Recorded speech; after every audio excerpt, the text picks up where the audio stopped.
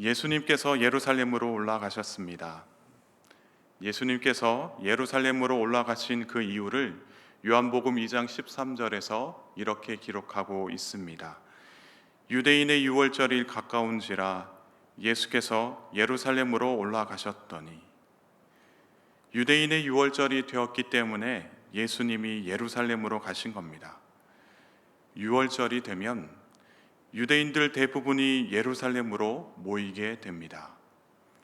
이것은 유대인에게 있어서 유월절이 특별한 날이기 때문입니다. 하나님이 그들의 조상들을 애굽의 권세로부터 구원하신 것을 기념하는 날이었습니다. 그래서 유대인들은 이 유월절을 지키면서 과거 이스라엘을 구원하신 하나님의 은혜를 기억하고 또 감사했습니다. 동시에 조상들이 경험한 이 구원의 역사가 지금 자신들에게도 동일하게 일어나기를 간절히 소망했습니다.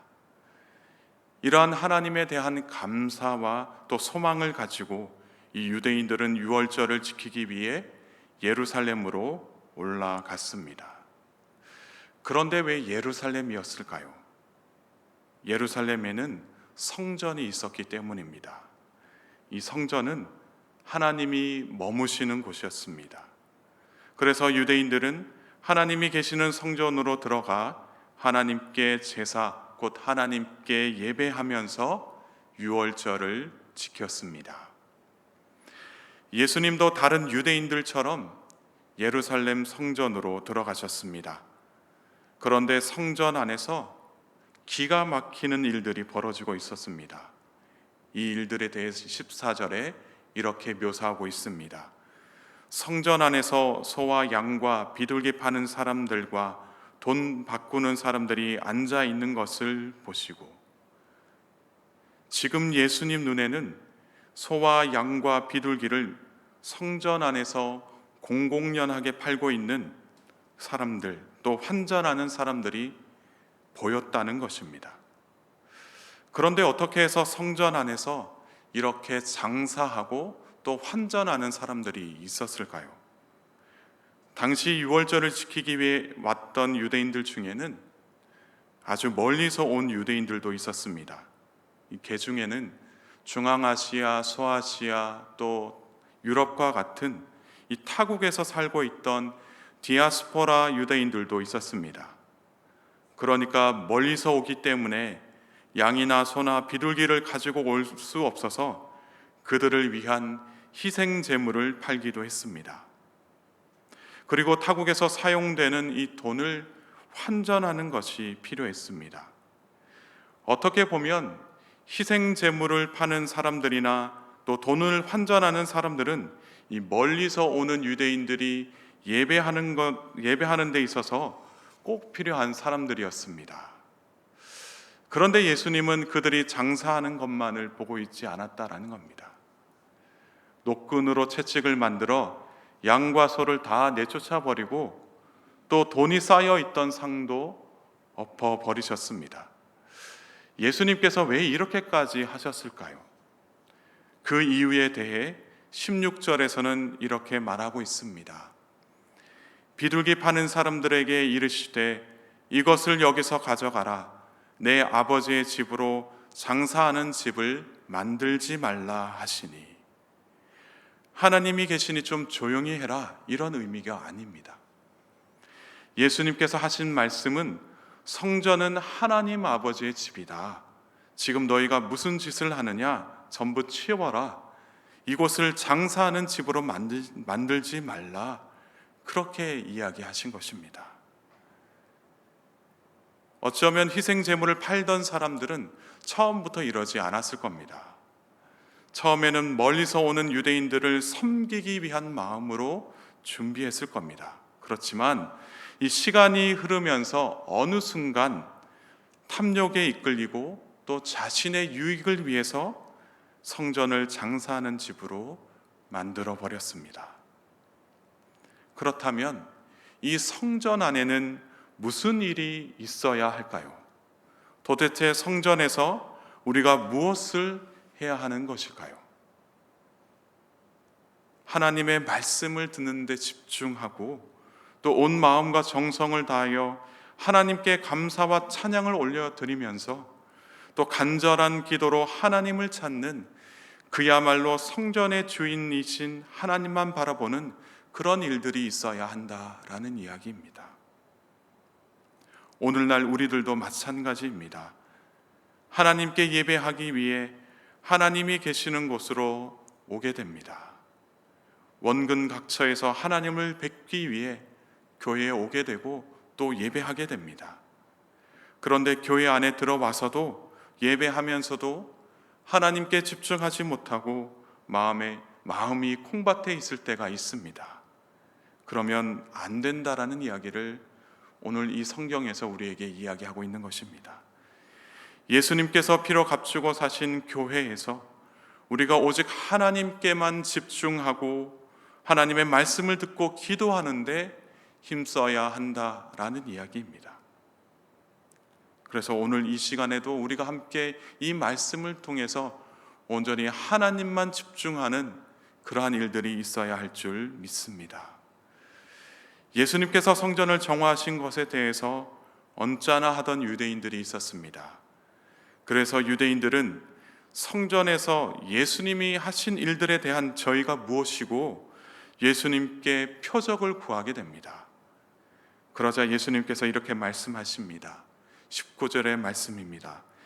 예수께서 대답하여 이르시되 너희가 이 성전을 헐라 내가 사흘 동안에 일으키리라. 아멘. 유대인들, 너희가 이 성전을 헐면 내가 사흘 동안에 성전을 일으키겠다고 예수님이 말씀하십니다.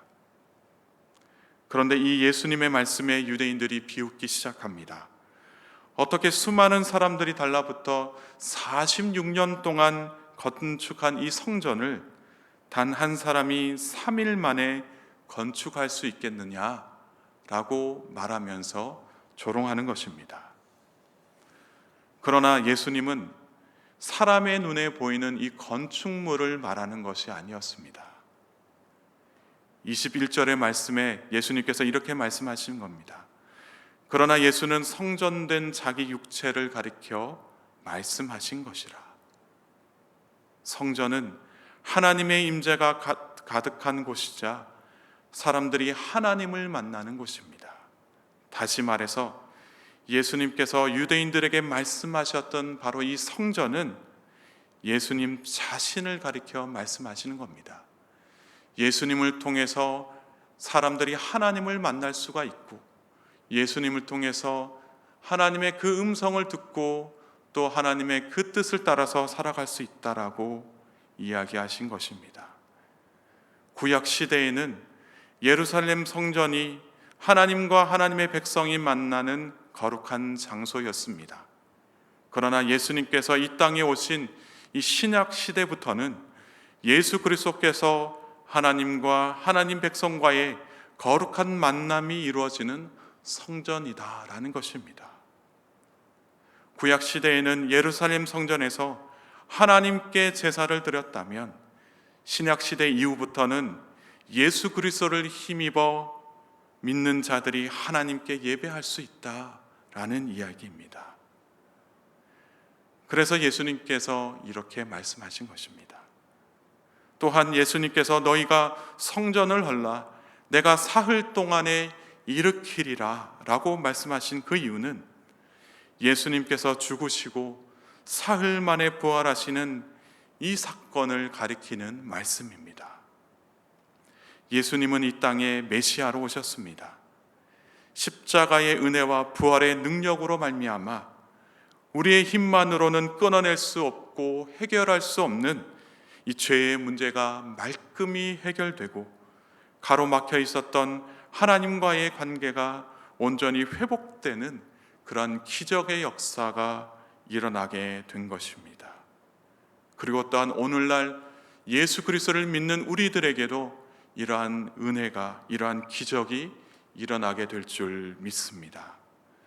오늘 이 말씀을 통해서 이 성전 안에서 우리가 어떤 마음을 가져야 할지, 그리고 성전이신 예수님을 묵상하게 됩니다. 유월절에 예루살렘 성전으로 오셨지만 예수님은 성전 안을 어지럽힌 사람들을 보시고는 성전을 정화하셨습니다. 그리고 예수님 자신이 참된 성전인 것을 우리에게 말씀하셨습니다. 오늘 하루도 참된 성전이신 예수 그리스도 안에서 하나님과의 깊은 만남의 은혜를 누리는 저와 여러분 모두가 되기를 주님의 이름으로 축복합니다. 함께 기도하시겠습니다. 하나님, 오늘도 저희들을 사랑하시어 말씀 안에서 누리게 하시니 감사드립니다. 요한복음 2장 13절에서 25절의 말씀을 통해 우리가 어떤 마음을 가지고 하나님께 나가야 하는지, 또 예수 그리스도께서 참된 성전이신 것을 깨닫게 하시니 감사드립니다. 삶의 자리에서 오늘 이 주신 말씀을 기억나게 하시고 겸손하고 온유한 마음으로 하나님의 말씀을 따르는 복된 그리스도인이 되게 하옵소서. 우리가 삶의 자리에서 온전히 예수 그리스도를 바라보게 하시고 예수님을 통해 하나님을 의지하는 놀라운 은혜의 그리스도인들이 될 수 있도록 주님 함께하여 주시옵소서. 부족한 저희들 세상 속에서 많은 난관에 부딪혀 상처와 아픔을 겪기도 합니다. 힘주시고 세우시는 하나님의 강하신 오른손이 상처와 아픔으로 쓰러져 있는 성도님들의 삶을 붙들어 주옵소서. 그래서 오늘도 하나님을 찬양하고 경배하는 예배자의 삶을 살게 하옵소서. 무엇보다 코로나와 오미크론으로부터 우리 성도님들의 건강을 지켜 주옵소서. 한 해를 영적 회복과 기쁨을 누리는 교회라는 표어로 시작합니다. 단 한 사람도 예외 없이 아름다운 교회 모든 성도들이 예수 그리스도 안에서 영적 회복과 참된 기쁨을 풍성히 누리게 하옵소서. 저들의 가정과 일터, 삶의 자리자리마다 하나님의 풍성한 은혜를 경험하게 하옵소서. 오늘도 새날을 주셨습니다. 주님, 오늘도 주님의 뜻대로 살길 원합니다. 끝까지 주님과 함께 동행하는 삶을 살게 하시고 하나님의 선하시고 공의로우신 그 뜻을 따라서 살아가는 귀하고 복된 인생 되게 하옵소서. 감사드리며 예수님의 거룩하신 이름으로 간절히 기도드리옵나이다. 아멘.